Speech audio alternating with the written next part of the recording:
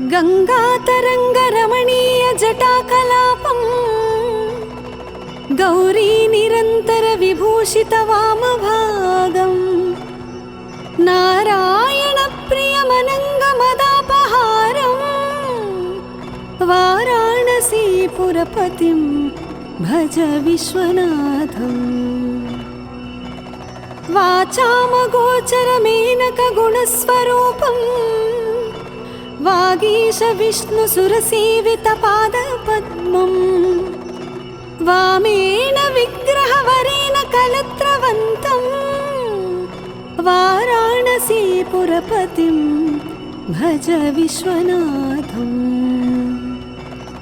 भूतादिपं भुजगभूषणभूषिताङ्गं व्याघ्राञ्जिनाम्बरधरं जटिलं त्रिनेत्रं पाशाङ्कुशाभयवरप्रदशूलपाणिं वाराणसीपुरपतिं भज विश्वनाथम्। सीतां सुशोभितकिरीटविराजमानं बालेक्षणातनविशोषितपञ्चबाणं नागाधिपारचितबासुरकर्णपूरं वाराणसीपुरपतिं भज विश्वनाथम्। पञ्चाननं दुरितमत्तमतङ्गजानां नागान्तकं धनुजपुङ्गवपन्नागानां दावानलं मरणशोकजराटवीनां वाराणसीपुरपतिं भज विश्वनाथम्। तेजोमयं सगुणनिर्गुणमद्वितीयं आनन्दकन्दमपराजितमप्रमेयं नागात्मकं सकलनिष्कळमात्मरूपं वाराणसीपुरपतिं भज विश्वनाथम्।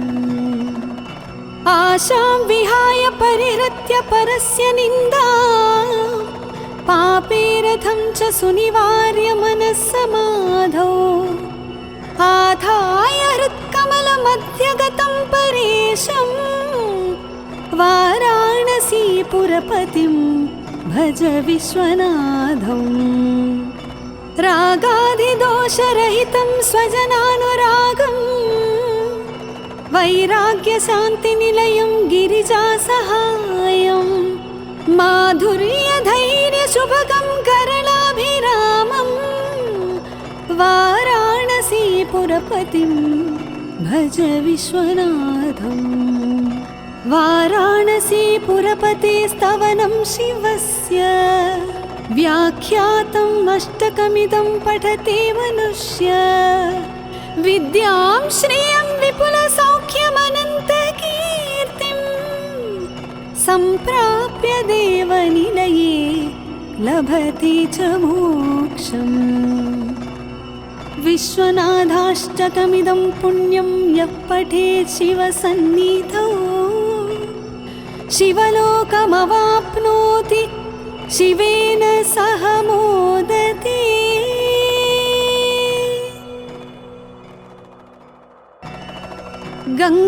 गंगातरंगरमणीय जटाकलापं गौरी निरंतर विभूषित वामभागं नारायण प्रियमनंगमदापहारं वाराणसीपुरपतिं भज विश्वनाथम्। वाचामगोचरमेनकगुणस्वरूपं वागीश विष्णुसुरसेवितपादपद्मं वामेन विग्रहवरेण कलत्रवन्तं वाराणसीपुरपतिं भज विश्वनाथम्। भूतादिपं भुजगभूषणभूषिताङ्गं व्याघ्राञ्जिनाम्बरधरं जटिलं त्रिनेत्रं पाशाङ्कुशाभयवरप्रदशूलपाणिं वाराणसीपुरपतिं भज विश्वनाथम्।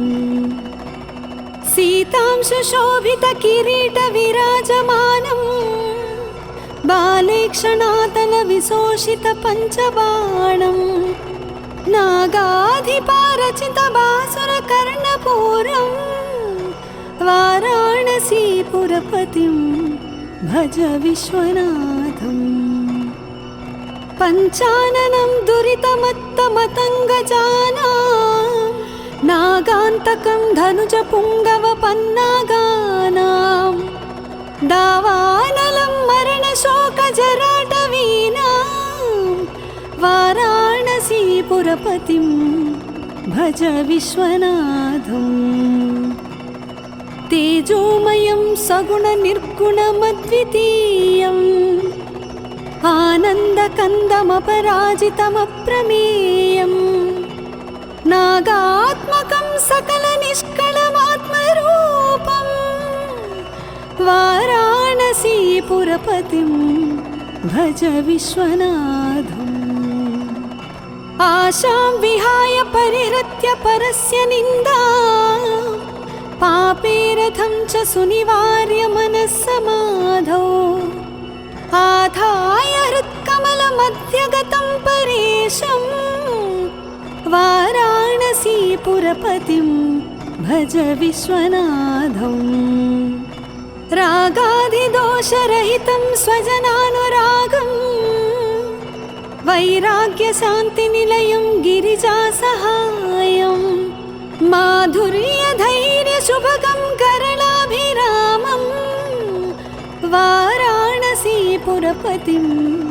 भज विश्वनाथम् वाराणसीपुरपतेस्तवनं शिवस्य व्याख्यातम् अष्टकमिदं पठते मनुष्य विद्यां श्रियं विपुलसौख्यमनन्तकीर्तिं सम्प्राप्य देवनिलये लभते च मोक्षम् विश्वनाथाष्टकमिदं पुण्यं यः पठेत् शिवसन्निधौ शिवलोकमवाप्नोति शिवेन सह मोदते।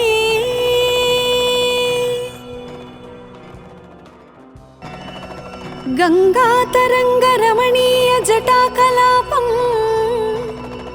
गौरीनिरन्तरविभूषितवामभागं नारायणप्रियमनङ्गमदापहारं वाराणसीपुरपतिं भज विश्वनाथम् वाचामगोचरमेनकगुणस्वरूपं वागीशविष्णुसुरसेवितपादपद्मं वामेन विग्रहवरेण कलत्रवन्तं वाराणसीपुरपतिं भज विश्वनाथम् भूतादिपुं भुजगभूषणभूषिताङ्गं व्याघ्राञ्जिनाम्बरधरं जटिलं त्रिनेत्रं पाशाङ्कुशाभयवरप्रदशूलपाणिं वाराणसीपुरपतिं भज विश्वनाथम् सीतांशुशोभितकिरीटविराजमानम् बालेक्षणातलविशोषितपञ्चबाणं नागाधिपारचितबासुरकर्णपूरं वाराणसीपुरपतिं भज विश्वनाथम् पञ्चाननं दुरितमत्तमतङ्गजानां नागान्तकं धनुजपुङ्गवपन्नागानां दावानलं मरणशोकजराटवीनां वाराणसीपुरपतिं भज विश्वनाथम् तेजोमयं सगुणनिर्गुणमद्वितीयम् आनन्दकन्दमपराजितमप्रमेयम् नागात्मकं सकलनिष्कळमात्मरूपम् वाराणसीपुरपतिं भज विश्वनाथम् आशां विहाय परिहृत्य परस्य निन्दा पापे रथं च सुनिवार्य मनः समाधौ आधाय हृत्कमलमध्यगतं परेशं वाराणसीपुरपतिं भज विश्वनाथम् रागाधिदोषरहितं स्वजनानुरागं वैराग्यशान्तिनिलयं गिरिजासहायं माधुर्यधैर्यशुभगं करलाभिरामं वाराणसीपुरपतिं भज विश्वनाथम् वाराणसीपुरपते स्तवनं शिवस्य व्याख्यातम् अष्टकमिदं पठते मनुष्य विद्यां श्रियं विपुलसौख्यमनन्तकीर्तिं सम्प्राप्य देवनिलये लभते च मोक्षम् विश्वनाथाष्टकमिदं पुण्यं यः पठेत् शिवसन्निधौ शिवलोकमवाप्नोति शिवेन सह मोदते।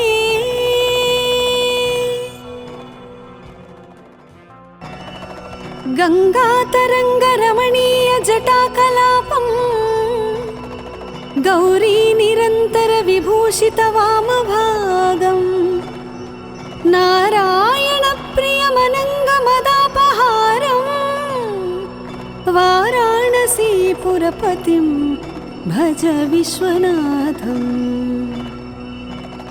वाचामगोचरमेनकगुणस्वरूपं वागीश विष्णुसुरसेवितपादपद्मं वामेन विग्रहवरेण कलत्रवन्तं वाराणसीपुरपतिं भज विश्वनाथम् भूतादिपं भुजगभूषणभूषिताङ्गं व्याघ्राञ्जिनाम्बरधरं जटिलं त्रिनेत्रं पाशाङ्कुशाभयवरप्रदशूलपाणिं वाराणसीपुरपतिं भज विश्वनाथम् सीतां सुशोभितकिरीटविराजमानं बालेक्षणातलविशोषितपञ्चबाणं नागाधिपारचितबासुरकर्णपूरं वाराणसीपुरपतिं भज विश्वनाथम् पञ्चाननं दुरितमत्तमतङ्गजानां नागान्तकं धनुजपुङ्गवपन्नागानां दावानलं मरणशोकजराटवीनां वाराणसीपुरपतिं भज विश्वनाथम् तेजोमयं सगुणनिर्गुणमद्वितीयम् आनन्दकन्दमपराजितमप्रमेयं नागात्मकं सकलनिष्कलमात्मरूपं वाराणसीपुरपतिं भज विश्वनाथम् आशां विहाय परिहृत्य परस्य निन्दा पापे रथं च सुनिवार्य मनः समाधौ आधाय हृत्कमलमध्यगतं परेशं वाराणसीपुरपतिं भज विश्वनाथम् रागाधिदोषरहितं स्वजनानुरागं वैराग्यशान्तिनिलयं गिरिजासहायं माधुर्यधैर्यशुभगं करलाभिरामं वाराणसीपुरपतिं भज विश्वनाथम् वाराणसीपुरपते स्तवनं शिवस्य व्याख्यातम् अष्टकमिदं पठते मनुष्य विद्यां श्रियं विपुलसौख्यमनन्तकीर्तिं सम्प्राप्य देवनिलये लभते च मोक्षम्। विश्वनाथाष्टकमिदं पुण्यं यः पठेत् शिवसन्निधौ शिवलोकमवाप्नोति शिवेन सह मोदते।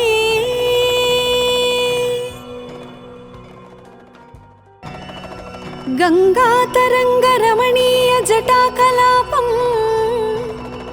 गौरी निरन्तरविभूषितवामभागम् नारायणप्रियमनङ्गमदापहारम् वाराणसीपुरपतिं भज विश्वनाथम्। वाचामगोचरमेनकगुणस्वरूपम् वागीशविष्णुसुरसेवितपादपद्मम् वामेन विग्रहवरेण कलत्रवन्तम् वाराणसीपुरपतिं भज विश्वनाथम्। भूतादिपं भुजगभूषणभूषिताङ्गं व्याघ्राञ्जिनाम्बरधरं जटिलं त्रिनेत्रं पाशाङ्कुशाभयवरप्रदशूलपाणिं वाराणसीपुरपतिं भज विश्वनाथम्।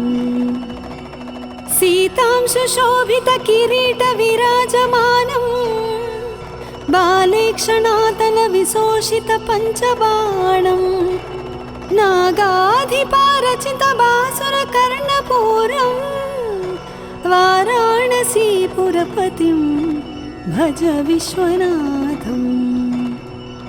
पञ्चाननं दुरितमत्तमतङ्गजानां नागान्तकं धनुजपुङ्गवपन्नागानां दावानलं मरणशोकजराटवीनां वाराणसीपुरपतिं भज विश्वनाथम्। तेजोमयं सगुणनिर्गुणमद्वितीयम् आनन्दकन्दमपराजितमप्रमेयम् नागात्मकं सकलनिष्कळमात्मरूपं वाराणसीपुरपतिं भज विश्वनाथम्। आशां विहाय परिहृत्य परस्य निन्दां पापेरथं च सुनिवार्य मनस्समाधौ आधाय हृत्कमलमध्यगतं परेशं वाराणसीपुरपतिं भज विश्वनाथम्। रागादिदोषरहितं स्वजनानुरागं वैराग्यशान्तिनिलयं गिरिजासहायं माधुर्यधैर्यशुभगं करलाभिरामं वाराणसीपुरपतिं भज विश्वनाथम्। वाराणसीपुरपतेस्तवनं शिवस्य व्याख्यातम् अष्टकमिदं पठते मनुष्य विद्यां श्रियं विपुलसौख्यमनन्तकीर्तिं सम्प्राप्य देवनिलये लभते च मोक्षम्। विश्वनाथाष्टकमिदं पुण्यं यः पठेत् शिवसन्निधौ शिवलोकमवाप्नोति शिवेन सह मोदते।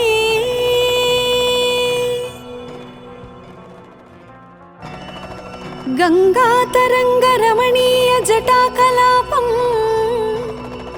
गौरी निरन्तरविभूषितवामभागम् नारायणप्रियमनङ्गमदापहारम् वाराणसीपुरपतिं भज विश्वनाथम्। वाचामगोचरमेनकगुणस्वरूपम् वागीशविष्णुसुरसेवितपादपद्मम् वामेन विग्रहवरेण कलत्रवन्तम् वाराणसीपुरपतिं भज विश्वनाथम्। भूतादिपं भुजगभूषणभूषिताङ्गं व्याघ्राञ्जिनाम्बरधरं जटिलं त्रिनेत्रं पाशाङ्कुशाभयवरप्रदशूलपाणिं वाराणसीपुरपतिं भज विश्वनाथम् सीतांशुशोभितकिरीटविराजमानं बालेक्षणातलविशोषितपञ्चबाणं नागाधिपारचितबासुरकर्णपूरं वाराणसीपुरपतिं भज विश्वनाथम् पञ्चाननं दुरितमत्तमतङ्गजानां नागान्तकं धनुजपुङ्गवपन्नागानां दावानलं मरणशोकजराटवीनां वाराणसीपुरपतिं भज विश्वनाथम् तेजोमयं सगुणनिर्गुणमद्वितीयम् आनन्दकन्दमपराजितमप्रमेयम् नागात्मकं सकलनिष्कळमात्मरूपं वाराणसीपुरपतिं भज विश्वनाथम् आशां विहाय परिहृत्य परस्य निन्दां पापेरथं च सुनिवार्य मनस्समाधौ आधाय हृत्कमलमध्यगतं परेशं वाराणसीपुरपतिं भज विश्वनाथम् रागादिदोषरहितं स्वजनानुरागं वैराग्यशान्तिनिलयं गिरिजासहायं माधुर्यधैर्यशुभगं करलाभिरामं वाराणसीपुरपतिं भज विश्वनाथम् वाराणसीपुरपतेस्तवनं शिवस्य व्याख्यातम् अष्टकमिदं पठते मनुष्य विद्यां श्रियं विपुलसौख्यमनन्तकीर्तिं सम्प्राप्य देवनिलये लभते च मोक्षम् विश्वनाथाष्टकमिदं पुण्यं यः पठेत् शिवसन्निधौ शिवलोकमवाप्नोति शिवेन सह मोदते।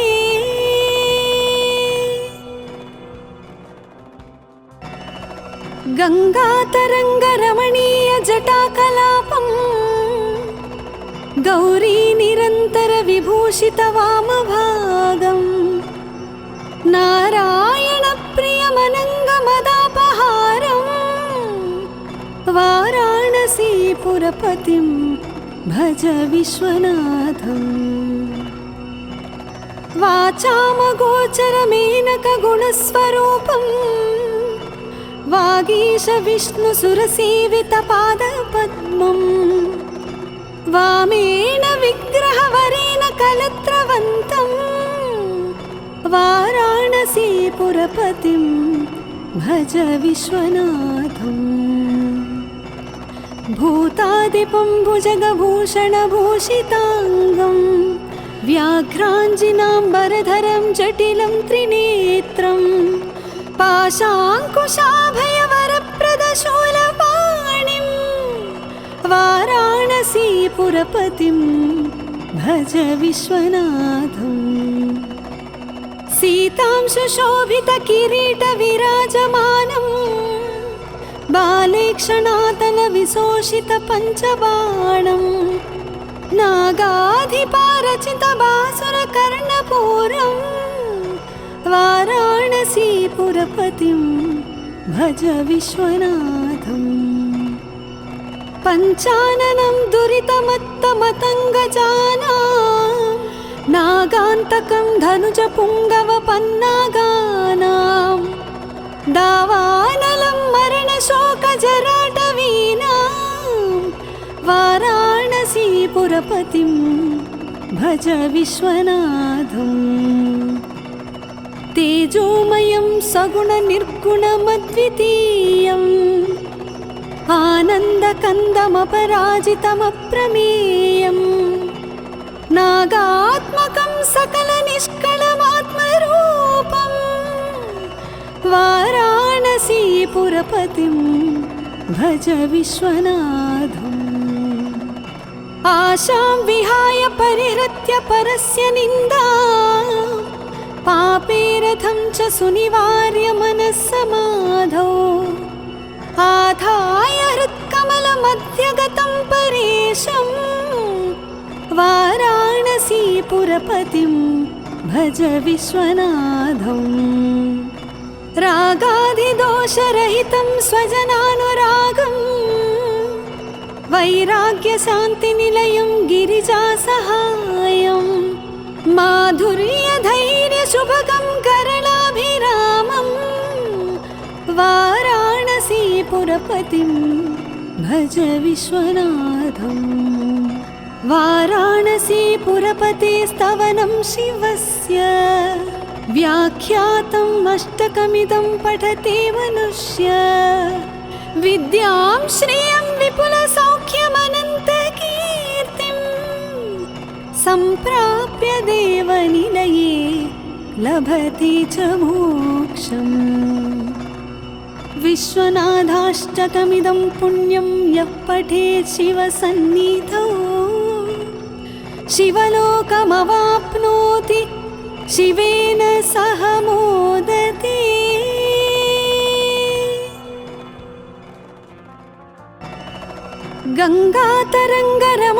गङ्गातरङ्गरमणीयजटाकलापं गौरीनिरन्तरविभूषितवामभागम् नारायणप्रियमनङ्गमदापहारम् वाराणसीपुरपतिं भज विश्वनाथम् वाचामगोचरमेनकगुणस्वरूपम् वागीश विष्णुसुरसेवितपादपद्मम् वामेन विग्रहवरेण कलत्रवन्तम् वाराणसीपुरपतिं भज विश्वनाथम्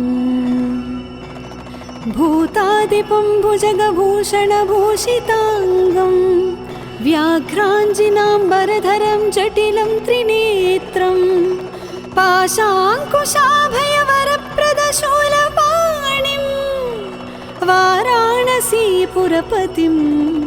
भज विश्वनाथम् सीतां सुशोभितकिरीटविराजमानम् बालेक्षणातलविशोषितपञ्चबाणम् नागाधिपारचितबासुरकर्णपूरम् वाराणसीपुरपतिं भज विश्वनाथम् पञ्चाननं दुरितमत्तमतङ्गजानां नागान्तकं धनुजपुङ्गवपन्नागानां